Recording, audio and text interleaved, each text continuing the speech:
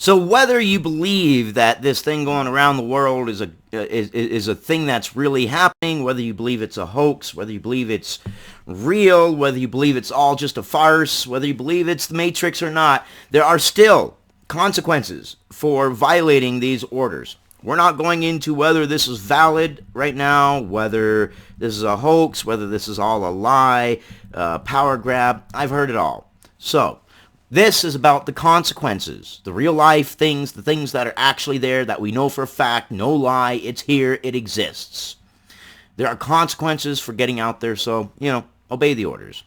Hawaii Governor David Ige has ordered all state residents except for essential workers to remain at home for over a month due to the thing going around, and is threatening jail time for anyone who disobeys. People go outside for reasons other than healthcare, food picking up, education materials, taking care of others, or exercise between March 25th and April 30th can be charged with a misdemeanor that carries a maximum penalty of 1 year in jail and a $5,000 fine.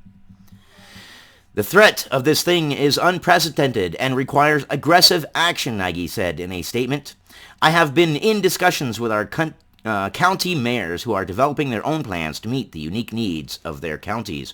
We also agree that a statewide order is necessary for cohesion and consistency. And Hawaii ain't the only one. Lots of other states are inducting and starting penalties. Hawaii is not the only state where people can be locked up for violating these shelter-in-place orders. I can't say that word. Alaska considers it a Class A misdemeanor to intentionally violate a lockdown, quarantine, or isolation order, with a maximum sentence of a year in jail and a $10,000 fine. Woo. In Mississippi, existing law calls for a maximum punishment of 5 years behind bars, woo, and a $5,000 fine for knowingly and willfully violating a shelter-in-place order. And then Michigan recently issued an order for all non-essential workers to stay home, noting that violation is considered a misdemeanor. In that state, misdemeanors carry punishment of up to 1 year in jail.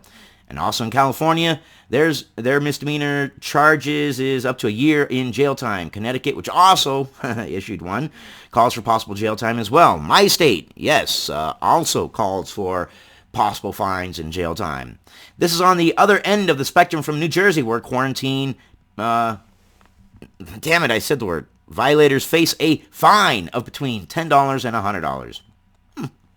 That state has already come down harder, however, on a Lakewood man who allegedly hosted a wedding celebration in his home that violated the state ban on gatherings of more than 50 people. He was charged with maintaining a nuisance, a disorderly person's offense, which is punishable by up to 6 months in jail. And as time goes on, they're going to adjust those. Trust me, they're going to make them harder, and they're going to make them harder. And the more people violate them, the more harsh these punishments are going to get because, well, they're going to want to make people an example. Don't do this, or don't be like this guy over here who got 5 years hard in jail over this. That's the way we're going. In New York, the state hit hardest by it. So far, Governor Andrew Cuomo announced lockdown measures that went into place Sunday evening. Businesses that violate the order can be shut down and fined, although there has been no talk of penalties against individuals.